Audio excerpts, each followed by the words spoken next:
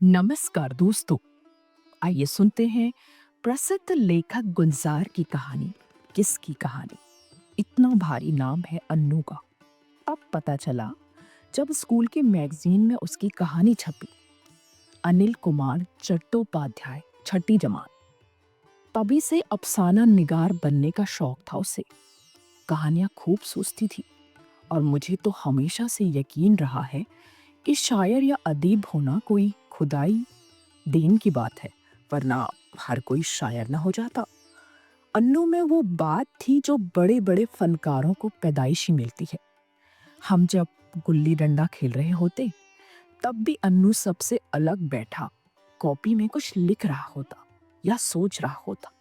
हमें ये जानने की हमेशा बेचैनी लगी रहती कि अन्नू के दिमाग में अब क्या चल रहा होगा, कैसे वो खला में एक किरदार पैदा करता है और उसे सामने पड़े कागज पर उतार लेता है। फिर वो चलने फिरने लगता है। अन्नू जहां जी चाहता है उसे वहां भेज देता है, जो जी चाहता है उससे वो करवा लेता है। कहानी का एक प्लॉट बनता चला जाता है। वाह, अफसाना निगार भी कमाल होते हैं। जिसे चाहे मार दे, जिसे चाहे जिंदगी दे दे, है ना? खुदाई जैसी बात। अन्नू हंसा। ये कॉलेज के जमाने की बात है। ऐसा नहीं है, मेरे किरदार मनगढ़ंत नहीं है और वो मेरे बस में भी नहीं है, बल्कि मैं उनके बस में रहता हूँ।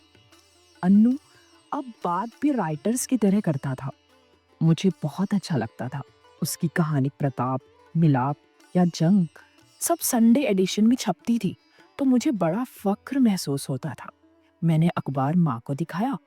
ये देखो, अन्नू की कहानी, अनिल कुमार चट्टोपाध्याय उसी का नाम है। अच्छा, सुना तो? मैंने कहानी पढ़ के सुनाई माँ को। एक गरीब मोची की कहानी थी। माँ की आंखों में आंसू भरा है। अरे, ये तो अपने ही मोहल्ले के भीखू मोची की कहानी है। उसकी माँ के साथ ऐसा ही हुआ था। ये मुझे भी मालूम नहीं था, लेकिन मैंने फौरन अन्नू के अल्फाज दोहरा दी। उसकी कहानियां मनगढ़ंत नहीं होती माँ। वो किरदार पैदा नहीं करता, बल्कि अपने माहौल से किरदार चुनता है। उसके लिए आंख और कान ही नहीं, बल्कि सोच और समझ की खिड़कियां भी खुली रखनी पड़ती हैं। माँ बहुत मुतासिर हुई, शायद मेरे जुमलों से, जो अन्नू के थे। गली में एक बहुत बड़ा जामुन का पेड़ था। उसके नीचे बैठा करता था भीखू मोची। सारे मोहल्ले की जूतियां उसी के पास आया करती थी और अन्नू का तो अड्डा था।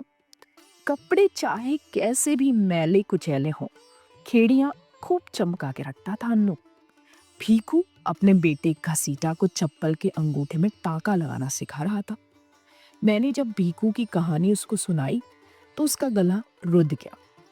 हमारे दुख दर्द आप लोग ही समझोगे बेटा।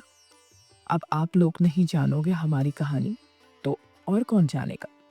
अन्नू का रुतबा उस दिन मेरे लिए और बढ़ गया। वो सचमुच पैदाइशी अदीब था। कॉलेज खत्म हुआ और मैं दिल्ली छोड़ के बम्बई चला आया। मेरी नौकरी लग गई थी और अन्नू अपने बड़े भाई की बैठक पर उनका हाथ बटाने लगा, जहां से वो आयुर्वेद और होम्योपैथी की दवाइयां दिया करते थे। किसी सरकारी दफ्तर में नौकर थे, लेकिन सुबह व शाम 2-2 घंटे अपनी बैठक में ये दवा खाना भी चलाते थे। अन्नू के लिए बहुत सी नौकरियों की सिफारिश की गई, लेकिन कुछ हासिल नहीं हुआ। मैं एक बार बहन की शादी पर दिल्ली गया तो उनसे मुलाकात हुई। काफी बीमार थे। मुझसे कहने लगे, तुम ही कुछ समझाओ अन्नू को, कुछ कामकाज करे। ये दुनिया भर की कहानियां लिखने से क्या होगा। मैं चुप रहा। वो देर तक सीने का बलगम खाली करते रहे। खुद ही बोले, वो हरामजादी उसका पीछा छोड़ दे तो उसकी मत ठिकाने आ जाए। मैंने अन्नू से पूछा, वो हरामजादी कौन है? बोला, अफसाना निगारी। बस उसी को गालियां दिया करते हैं भाई साहब। वो समझते नहीं, वो जिस्मानी बीमारियों का इलाज करते हैं। मैं समाजी और रूहानी मरीजों का इलाज करता हूँ। मैं समाज के रिश्ते हुए नासूरों पर अपने अफसानों के फाये रखता हूँ। अंधेरे में भटकते हुए मजलूम इंसानों के लिए चिराग जलाता हूँ। उन्हें अपनी जहनी गुलामी की जंजीरें काटने के हथियार मुहैया कराता हूँ। मेरा जी चाहा ताली बजा दूं। वो बहुत देर तक बोलता रहा। उसने बताया उसकी पहली किताब छपने के लिए तैयार है। मुल्क के बड़े बड़े अदबी रिसालों में उसकी कहानियां छप रही हैं। अक्सर तकाजे आते हैं रिसालों से, लेकिन वो सबके लिए लिख नहीं पाता। वो एक नॉवेल भी लिख रहा है, लेकिन बैठक से इतना वक्त नहीं मिलता कि वो जल्दी से पूरा कर सके। बड़े भाई बहुत बीमार रहते हैं और उनके 2 बच्चे बेचारे। उन बच्चों को लेकर भी वो एक कहानी सोच रहा था। उसकी बातचीत में अब बड़े बड़े मुसन्निफों का जिक्र आता था। कुछ नाम मैंने सुने हुए थे, कुछ वो बता देता था। सआदत हसन मंटो, अहमद नदीम कासमी, कृष्णचंद्र, राजेंद्र सिंह, बेदी के बाद काफका और सात्र का जिक्र मेरे लिए नया था। कुछ बातें मेरे सर के ऊपर से गुजर गई। पहले वो कहानियों के प्लॉट बताया करता था, अब वो काफका के सिंबोलिज्म और सात्र के एक्सिस्टेंशियलिज्म की बात करता है। मुझे लगा शायद कहानी कहीं पीछे छूट गई, लेकिन अनिल कुमार चट्टोपाध्याय ने मुझे समझाया कहानी सिर्फ प्लॉट के औकात की तफसील और उससे पैदा होने वाले किरदारों के ताल्लुकात का ही नाम नहीं है, बल्कि ज़हनी हादसात के तासीरात को। बात मेरे ऊपर से ज़रूर गुजर रही थी, लेकिन मैं उसके वजन से मुतासिर हुए बगैर न रह सका। अनिल एक बार बम्बई आया किसी राइटर्स कॉन्फ्रेंस में हिस्सा लेने। उसकी चारों दस्तखत शुदा किताबें मेरी अलमारी से निकाल के दिखाई। वो किताबें मैं दोस्तों को दिखाने में बड़ा फक्र महसूस करता था। इतने बड़े अदीब की किताबें, और अब वो खुद मेरे यहाँ रह रहा था। मैंने भाई साहब के दोनों बच्चों वाले अफसाने के बारे में पूछा। वो लिखा। उसने एक अफसोसनाक खबर दी। भाई साहब गुजर गए और रिश्तेदारों ने मिलकर उनकी बेवा पर चादर डाल दी। मुझे शादी करनी पड़ी। मैं अब दोनों बच्चों का बाप हूँ। कुछ रोज रहकर अनिल वापस चला गया। अब उसके बारे में अक्सर अखबारों में ही पढ़ लिया करता था। जब कोई नई किताब छपती, वो मुझे जरूर भेज देता था। बहुत सालों बाद एक बार फिर दिल्ली जाना हुआ। अपनी बीवी को भी ले गया था।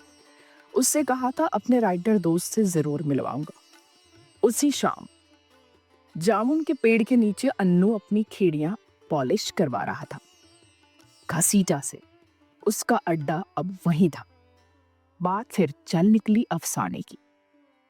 नई कहानी का सबसे बड़ा मसला हकीकत का बदलता हुआ तस्वुर है।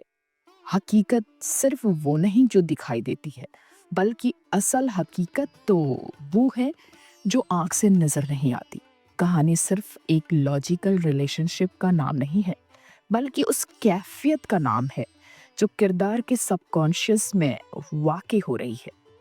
मैं मुंह खोले चुपचाप सुन रहा था। अनिल कहे जा रहा था, पिछले 50 सालों में बड़ी तब्दीली आई है उर्दू अफसाने में। हमारी कहानी ने इन 50 सालों में इतनी तरक्की की है कि हम उसे दुनिया के किसी भी।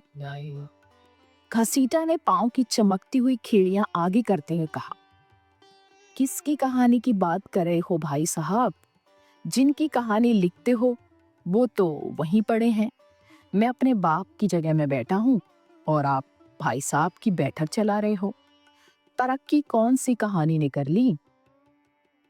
खेड़ियां देके घसीटा एक चप्पल के अंगूठे का टाका लगाने में मसरूफ हो गई।